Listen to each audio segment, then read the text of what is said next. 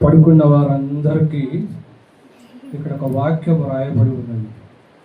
ఏదంటే కీర్తనలు 31:5 చదవండి ఒకసారి. సమయం లేదు కాబట్టి ఇక మీకే అప్పచెప్పాయి సమయాన్ని. దేవుడు కూడా ఎవరికి ఏ సమయం ఇవ్వాలో ఆ సమయము ఇవ్వడానికి సిద్ధంగా ఉన్నాయి. ఓకే, చదువు.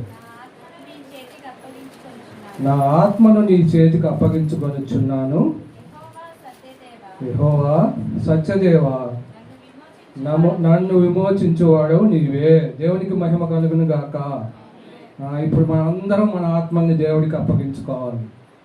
ఎవరైతే అప్పగించుకుంటారో వారు విశ్రాంతిలోకి వెళ్ళిపోతారు. అంటే విశ్రాంతిలోకి వెళ్ళిపోయేవారు ఎవరు? ప్రశాంతమైన జీవితంలోకి ఎవరైతే వెళ్ళాలనుకుంటున్నారో వారు వారి ఆత్మను దేవునికి అప్పగించుకోవాలి. ఓకేనా? ఇప్పుడు అర్థమైంది ఎవరికన్నా ఈ మాట? కొంతమందికే అర్థమవుతారు, కొంతమందికి మేము చచ్చిపోతే విశ్రాంతి అనుకో. చనిపోయిన వాడికి విశ్రాంతి ఏమి లేదు. ఇక్కడ ఏమిటంటే ఇక్కడ మాట దావీదు గారు వాక్యానుసారం, అంటే దేవుడు ఆయనకి ఇచ్చిన అనుగ్రహం ప్రకారము, దేవా నేను ఇన్ని దినాలు కష్టపడుతూ వస్తున్నాను, నా వల్ల కాదయ్యా, నాకు ఇక విశ్రాంతి, నా పాలన నేను ఇప్పుడు సక్రమంగా చేసుకుంటా. ఇది మనకు అనుభవించుకుంటే ఏమవుతుంది? దేవా నేను నా జీవితంలో అనేకమైన కష్టాలు, బాధలు, ఇబ్బందులు, నా శరీరం కోసము, నా జీవితం కోసము, నా యొక్క ఆత్మ కోసము, నా యొక్క సోదరుల కోసము, నా యొక్క కుటుంబం కోసం ఎన్నో కష్టాలు పడ్డా, ఇక్కడి నుంచైనా నాకు నా ఆత్మకి శాంతిని, ప్రశాంతంగా బ్రతకాలనుకుంటున్నా. యేసుక్రీస్తు వారు 7వ మాట అదే. అర్థమైతుందా? 6 మాటలతోటి సమాప్తమైపోయింది అన్నారు. ఇంకా అక్కడ మాట్లాడటానికి ఏముంది? ఏమీ లేదు.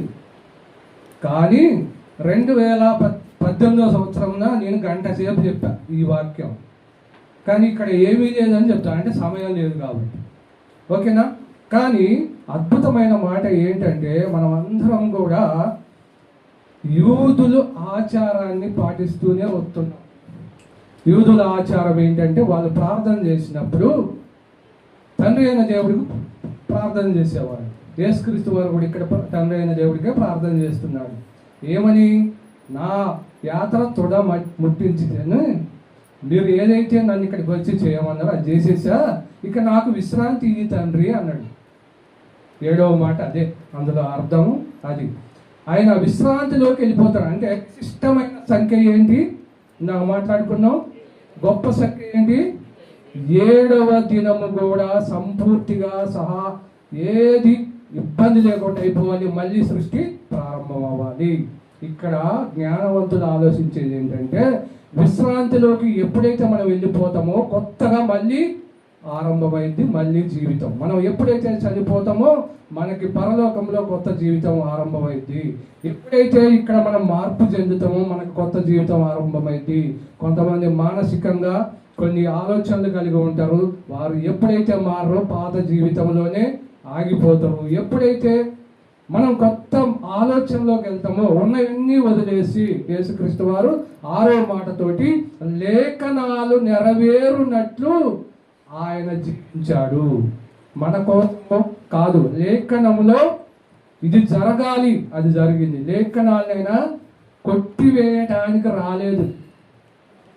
వాక్యం చదివేట వాళ్ళందరికీ తెలుసు. లేఖనాల్ని ఆయన కొట్టేసి ఆ లేఖనం తీసి పక్కకు పడేయలేదు. అది జరిగించేటట్టు ఎవరు చేయలేకపోతారు. నేను చేసి ఇలా చేసిన వాడు విశ్రాంతిలోకి వెళ్ళిపోతాడు.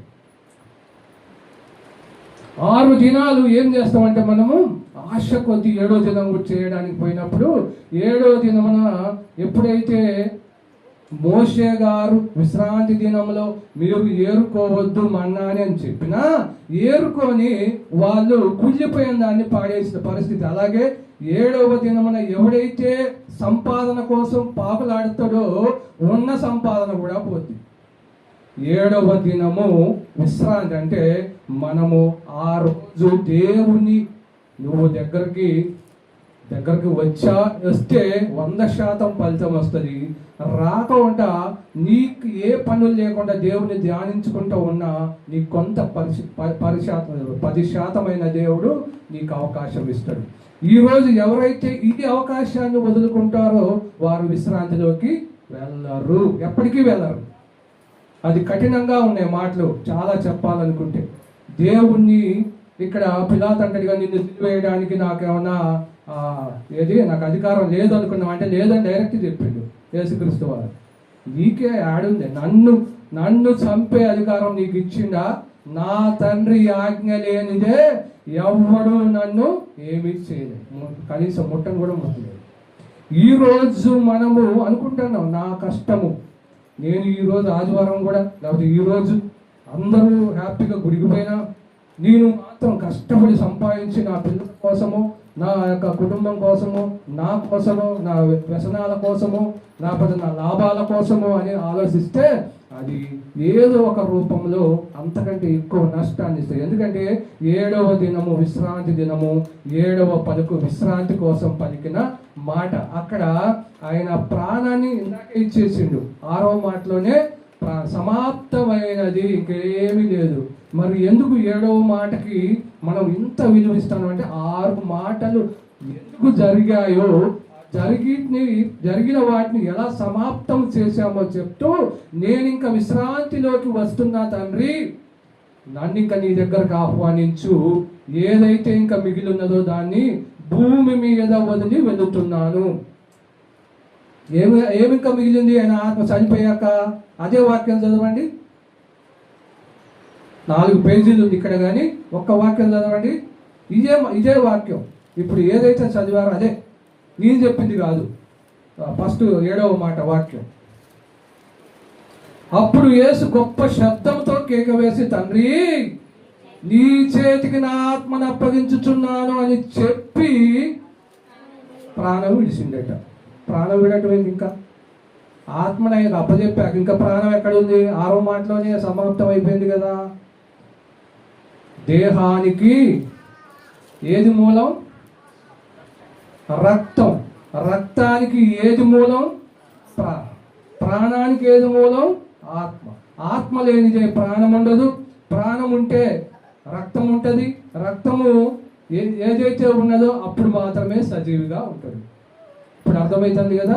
ఆ రక్తం ఇంకా దేహంలో ఉన్నదాన్ని అక్కడ వదిలేసింది. ఇంకా అదే కదా, ప్రాణము విడిచెను.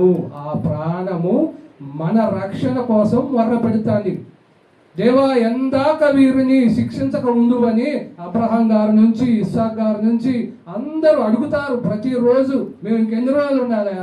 ఎన్ని యుగాలు ఇంకా కాపలా కాసుకుంటూ ఉండాలి? ఎవడో వస్తాడట, మేము కష్టాలు పడ్డాం, ఇబ్బందులు పడ్డాం, ఎన్నో ఇక్కట్లు పడి ఇక్కడ ప్రశాంతంగా ఉండాలని మేము వస్తే మమ్మల్ని ఇంకా పరలోక రాజ్యం తీసుకుపోలేదు. మీరు ఎప్పుడు తీసుకుపోతామంటే, అయ్యా వారి కోసము నా స్వకుమారుని పంపి ఆయన రక్తము ద్వారా మిమ్మల్ని రక్షించండి అని మొర్ర పెడతాండయ్యా. ఏం చేయాలి?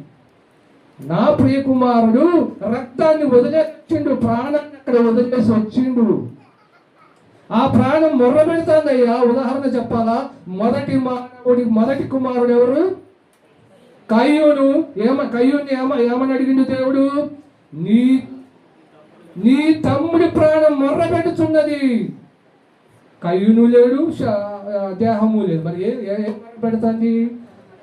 రక్తం. అదే యేసు రక్తం ఈ భూమి మీద ఉంది కాబట్టే ఈ రోజుకి మనం బ్రతుకున్నాం, ఈ రోజుకి ఈ మాటలు వింటున్నాం. రేపు భవిష్యత్తులో కూడా ఈ మాటల ద్వారా ఈ విశ్రాంతిలోకి వెళ్ళాలని యేసుక్రీస్తు వారు ఆరో మాటతోనే ఆయన ఆత్మని ఇచ్చేసినా కానీ ఆయన మొర్ర ఏమనుందంటే, ఆత్మను అప్పగించుకుంటున్నానని నాకు ఎట్లా తెలుస్తుంది? నేను చనిపోయినా నా ఆత్మని దేవా తీసుకో అని నేను ఎట్లా చెప్తే మీకు అర్థమైంది? ఆత్మ వెళ్ళిపోయింది కదా, ఇంకెట్లా చెప్తే అర్థమైంది? ప్రాణాన్ని ఆయన విడిచే ముందు, ప్రాణాన్ని విడవడానికి ముందు ఆ మాట చెప్పడానికి ఆయన తీసుకున్న గొప్ప అవకాశం. అది నేను చెప్పకపోతే నా ప్రాణం ఇక్కడ ఉన్నది, నేను విశ్రాంతిలోకి వెళ్తున్నాను అని ఎవరు ఎలా తెలుసుకుంటారు? నేను విశ్రాంతిలోకి వెళ్తున్నా కదా, 6 దినాలు 6 కష్టాలని పడిపోయా, 6 మాటలు ఏదైతే లేఖనం ఉందో వాటిని నెరవేర్చా. మరి 7వ లేఖనం 7వ దాన్ని 7వ విశ్రాంతిని నేను పొందుతానని సామాన్యులకు ఎట్లా తెలుస్తుంది? తండ్రి, నా ఆత్మను నీకు అప్పగించుకొంచున్నాను. ఇందాక మనం మాట్లాడిన విచిత్రమైన ఆలోచన ఏంటంటే, యూదులు కానీ ఇశ్రాయేలు కానీ మన పితరులు ప్రార్థన అయిపోయిన వెంటనే, తండ్రికి ప్రార్థన చేసిన వెంటనే ఏమనేవాళ్ళంటే, ఆత్మ నీ చేతికి అప్పగించుకొంచున్నాను, యెహోవా సత్యదేవా సత్యవంతుడా నన్ను విమోచించు, నన్ను విడిపించు, నా కష్టాల నుంచి, నా బాధల నుంచి విడిపించు, నాకున్న సమస్యల నుంచి విడిపించు, నా ప్రాణము నీకు అప్పచెప్తున్నా. నా ప్రాణం ఈరోజు బాగాలేదండి, కొంచెం నన్ను విడిపెట్టండి అంటే అనవా? మనకు బాగా సొమ్మసిల్లినప్పుడు ఎవరైనా బాగా విసిగిస్తే, అయ్యా నా ప్రాణం బాగాలేదండి కొంచెం వదిలేదండి అంట. అదే ఇక్కడ వాళ్ళు అనేది. యేసుక్రీస్తు వారు కూడా నన్ను చంపేశారు కదా, ఇంకా నన్ను వదిలిపెట్టండి, అయిపోయింది. కాబట్టి ప్రియమైన సంగమా, నేను చెప్పదలుచుకునేవి చాలా ఉన్నాయి, కానీ ఇది 2018 నేను తీసుకున్న వాక్యము. దానికి సంబంధించి 4 పేజీలు అప్పుడు ఆ రోజు ఉన్నాయి. కానీ ఈరోజు దానికి కొనసాగింపుగా ఆ ఒక్క వాక్యాన్ని నేను తీసుకున్నా, దావీదు గ్రంథంలోని మాట. ఇప్పటికైనా మనము నిద్రపోయే వాళ్ళకి విశ్రాంతి అవసరమా? అవసరం అనుకుంటే అది శాశ్వతమైంది. శాశ్వతం అంటే శాశ్వత నిద్రలోకి వెళ్ళిపోతారు. లేదు, వాక్యాలని దాని ప్రకారంగా మనం ముందుకు నడుద్దామంటే ఈ లోకంలోనే మనకి దేవుడు మంచి విశ్రాంతినిచ్చి మనల్ని, మన కుటుంబాన్ని ఆ దేవుడు సర్వ అభివృద్ధిలోకి తీసుకెళ్ళి మనందరినీ దీవిస్తాడని నమ్ముచు ఈ ఇచ్చిన ఈ యొక్క అవకాశాన్ని బట్టి దేవునికి వందనాలు.